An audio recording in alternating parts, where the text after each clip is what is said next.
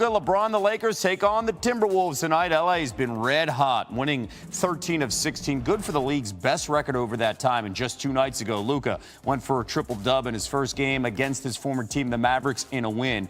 Meanwhile, the Timberwolves coming off a monster comeback overtime win Monday night at the Thunder. They trailed by 22 through 3, but had a huge fourth quarter to force overtime. Minnesota's taken 2 of 3 from the Lakers entering tonight's matchup. NBA reporter Dave McMenamin covers the Lakers, joins us now from L.A. It's only been a handful of games, but what's the biggest takeaway so far with Luka, LeBron, and these new-look Lakers? Kevin, you got to give a lot of credit to Coach J.J. Redick for being able to find a defensive identity with this group as they're still trying to get things integrated on offense with Luka Doncic. Luka's only shooting 38% from the field since becoming a Laker, 25% from 3. But the Lakers' defense, meanwhile, has jumped up to number 13 overall in the NBA. After the game the other night against Dallas, J.J. Redick said, this is not an exaggeration. LeBron James is playing at an all-NBA defensive level right now in year 22 at age 40. And that's remarkable considering tonight's opponent, because the Wolves made LeBron and made the Lakers look terrible back in December. LeBron played the worst game I've ever seen him play, the game I covered against the Wolves December 2nd. He goes 4 for 16 from the field. He had 6 turnovers. Shortly thereafter, he took about a week away from the Lakers to get his mind right, to get his body right. And ever since then, really, the team has been on an ascension. And now the beauty of it is they have a defensive identity, and it allows Luka Doncic to not feel all the pressure to be the guy to keep things going. He can kind of find his way to fit in with this group, so long as he's giving the requisite effort on the defensive end. And keep in mind, since Luka's debut with the Lakers, they're 4th in defensive efficiency, and they were 18th before the trade. So we're seeing LeBron and everybody else step up since that trade, and they look really good. Dave, thank you so much. Let's go to the NBA. The Motor City is buzzing as the Pistons firing on all cylinders. Malik Beasley scored 26 points. Cade Cunningham added 21 and 11 dimes in a 20-point rout of the defending champs last night. Detroit has won 8 straight, its longest streak since 2008. The Pistons snapped Boston's 6-game winning streak. So far this month, the Pistons 9-2. Detroit has been as efficient as anyone. Only the Nuggets have shot better from the field this month. Pistons also among the league's best in offense and defensive efficiency so far in February. NBA champ Kendrick Perkins joining us now alongside betting analyst Joe Fortenbaugh. Okay, Perk, so what's the ceiling right now for Detroit this season? You know what? I think their ceiling is the second round. They're going to get into the playoffs, and they're going to cause noise in the postseason. Look, this team is led by a young superstar on the rise in Cade Cunningham. I think his game is similar to Grant Hill. He does it all. He checks all boxes when it comes down to being a point forward. They have the Rough Riders, a bunch of dogs on their team, and Isaiah Stewart and Jalen Duren. And then when you look at the wings, they shoot the tray ball at a high clip, starting with Malik Beasley.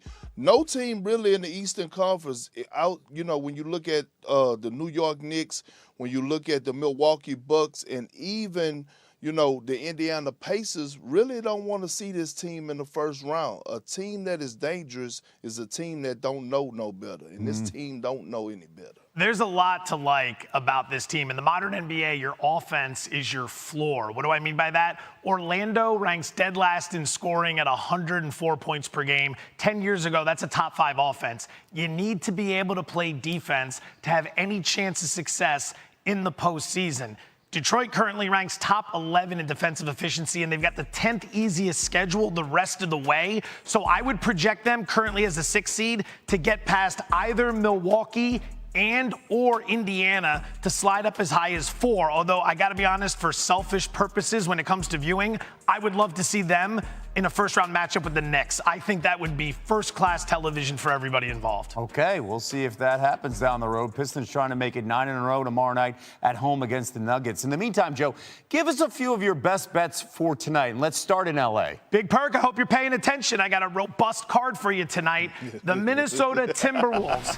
Team total tonight's 111.5. We want to bet that they're going to go under that tonight. Why? We're going to lean into how well the Laker defense has been playing. playing as of late. Since January 20th, they are first in defensive rating. They are second in opponent points per game. Only 6 of their last 16 opponents have hit the 112-point mark. I like him to shut down Minnesota tonight. Luka Doncic, his scoring prop is 26.5 points. I'd play the under here. As exciting as he is, he's still got a long way to go in terms of getting into shape. He's only hit this mark one time in 5 games since joining the Lakers. He's only topped 20 points one time since joining the Lakers. Golden State and Orlando doing battle tonight. We're going to go over 212.5. Orlando is coming off a disgusting offensive performance against Cleveland. 82 points scored, second fewest in 60 games this year. As a result, the total for this game is suppressed. And as a result of that, there's an opportunity to buy and go over. We also like Jamal Murray tonight to go over 21.5 points. That's right on his season average. But look at the matchup against Milwaukee. Your total here is about 240 points. This game is priced to score, and you've got 2 offenses that play top 9 in the NBA in pace. What does that mean? They're up and down the court quickly. They're getting lots of possessions. More possessions means more shots. More shots means more scoring. We like Murray to have a big game here tonight, Perk. Perk, as you listen to Joe wax on and wax off, which do you have the most confidence in tonight? He likes them all. He likes them all, Gandhi. No, Joe, I don't like them all, but I'm going to tell you, too, that I do love, okay? I do love that Luka under on 26.5 points tonight. Smart. Because, look, Luka is going to take him another few weeks for him to fully get in shape. But right now, with this Laker team, Luka is looking to dish the ball and make guys around him better. And with the emergence of Austin Reeves and Rui Hachimura, I love this pick of the under. Luka is going to be looking to drop dimes off. LeBron James on the receiving end. We saw late game when they played against the Dallas Mavericks, LeBron James was the screen setter, rolling to the basket. So I love that one. And I also love Jamal Murray over 21.5 points. I love that one again because if you look at the Milwaukee Bucks, they have 0 perimeter defense. 0. They're not defending.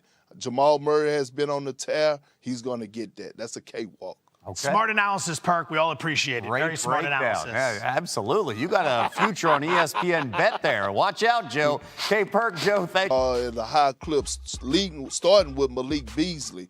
No team really in the Eastern Conference when you look at the New York Knicks, when you look at the Milwaukee Bucks, and even the Indiana Pacers really don't want to see this team in the first round. A team that is dangerous is a team that don't know no better, and this team don't know any better. There's a lot to like about this team. In the modern NBA, your offense is your floor. What do I mean by that? Orlando ranks dead last in scoring at 104 points per game. 10 years ago, that's a top 5 offense. You need to be able to play defense to have any chance of success in the postseason. Detroit currently ranks top 11 in defensive efficiency, and they've got the 10th easiest schedule the rest of the way. So I would project them currently as a 6th seed to get past either Milwaukee and or Indiana.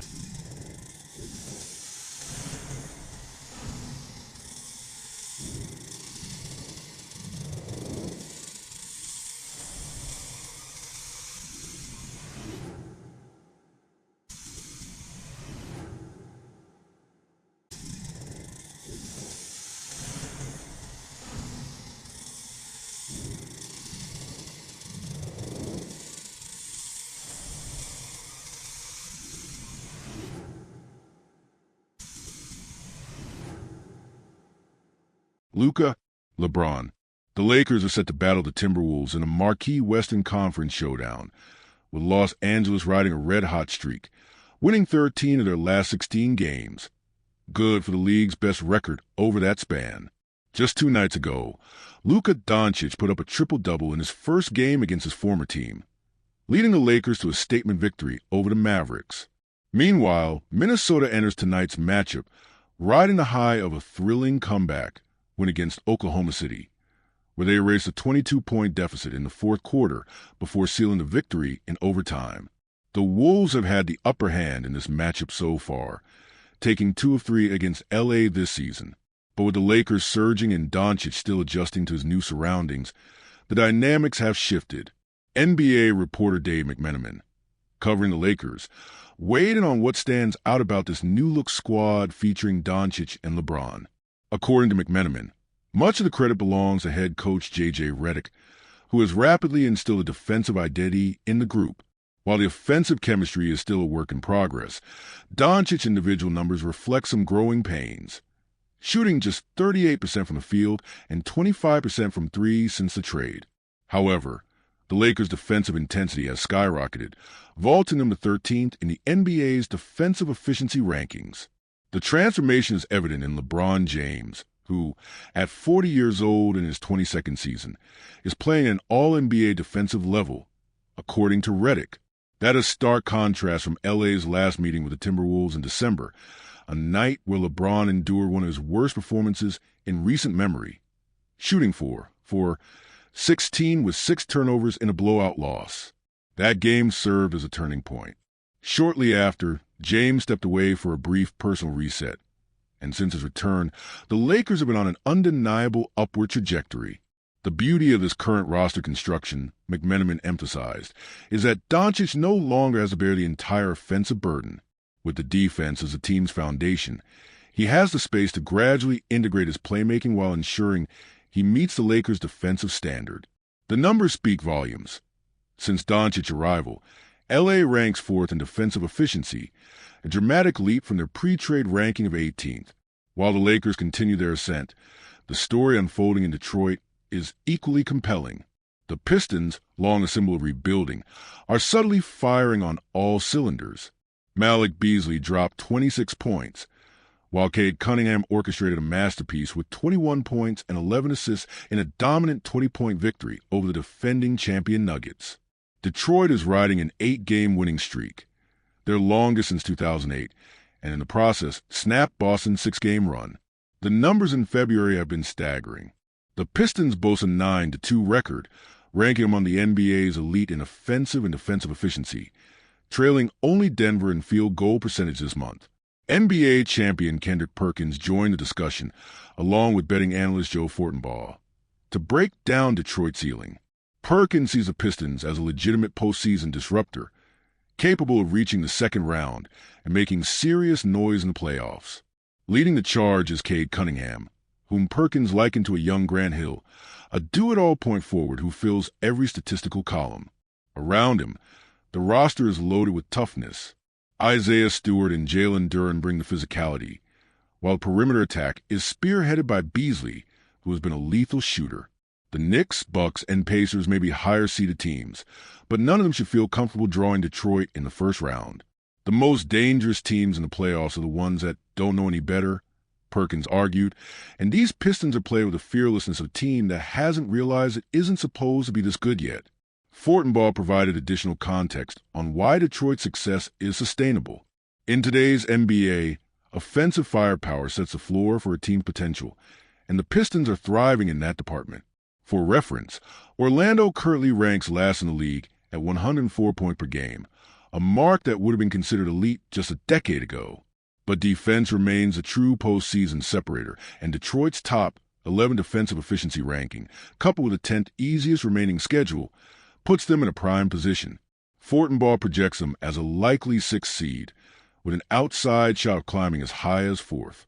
But from a sheer entertainment standpoint, his ideal scenario? A first-round clash against the Knicks, a matchup that will be must-see television. The Pistons look to extend their streak to 9 games tomorrow against Denver, but for now, all eyes are on tonight's slate, where Fortenbaugh laid out his best bets, starting with the Lakers-Timberwolves showdown. The Timberwolves team total is set at 111.5, and the play is to take the under. Since January 20th, the Lakers rank first in defensive rating and second in opponent points per game, holding 10 of their last 16 opponents below the 112-point threshold. As for individual props, Luka Doncic's scoring line is set at 26.5 points, and Fortenbaugh is leaning toward the under. As dynamic as Doncic is, conditioning remains a factor. He has surpassed that mark just once in 5 games with the Lakers, and has only scored 20 or more points once during that stretch. Meanwhile, Golden State and Orlando are set to face off in a matchup with a total of 212.5 points, and the call is to take the over. Orlando's recent 82-point disaster against Cleveland has suppressed the number, creating a prime buying opportunity. And in Milwaukee, Jamal Murray's scoring prop sits at 21.5 points, a number he should clear comfortably. The Bucks' perimeter defense has been a glaring weakness, and with a game total projected near 240 points, there should be ample possessions for Murray to exploit. Perkins co-signed 2 of the bets with confidence. The under on Doncic's scoring prop, his view, is the strongest play of the night. Doncic is still finding his place in the Lakers system and is embracing more of a playmaking role. With Austin Reeves and Rui Hachimura stepping up, Doncic is focusing on distributing, as evidenced by his chemistry with LeBron in the Dallas game, where James served as the primary screener. Perkins also backed Murray's over, emphasizing Milwaukee's glaring defensive vulnerabilities. The Bucks simply don't have the personnel to contain Murray, and with his recent offensive surge, he should have little trouble cashing in on that number. As the night unfolds, the storylines are as compelling as ever. The Lakers, surging behind LeBron's defensive resurgence and Doncic's growing presence, aim to continue their climb in the West. The Timberwolves, coming off a statement win, look to solidify their standing. And in Detroit, a team that has spent years on the outside looking in suddenly appears poised to crash the Eastern Conference playoff picture. From betting angles to playoff implications, the NBA's midseason stretch is delivering drama at every turn.